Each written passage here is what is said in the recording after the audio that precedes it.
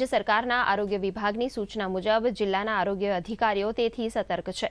બોટાદ જિલ્લામાં હાલ કોવિડનો એક પણ કેસ નથી, પરંતુ તંત્ર સજ્જ છે। કોરોના કેસ જોવા મળે તો બોટાદ જિલ્લાના CHC અને PHC કેન્દ્રોમાં અલગ અલગ સ્થાને કુલ 258 બેડની વ્યવસ્થા પણ કરવામાં આવેલી છે।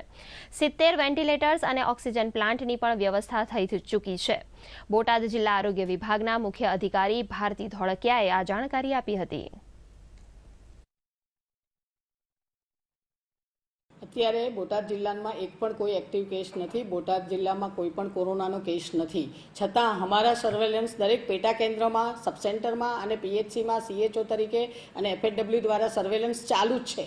કોઈ પણ બાળક બીમાર હોય અથવા કોઈ પણ વ્યક્તિને શરદી ખાંસીના કેસ હોય તો અમે સતત જાગૃત છીએ અને અમારી દરેક PHCમાં અને દરેક CHCમાં થઈને અમારા 258 બેડ તૈયાર છે અને 70 વેન્ટિલેટર આપણી પાસે તૈયાર છે। જો પણ કોઈ કેસ જોવા મળશે તો તાત્કાલિક એને સારવાર કરવાની આપણી પૂરેપૂરી તૈયારી છે।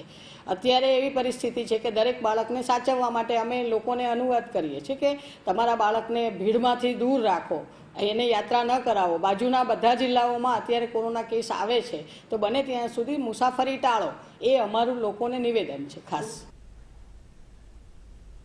કેન્દ્ર શાસિત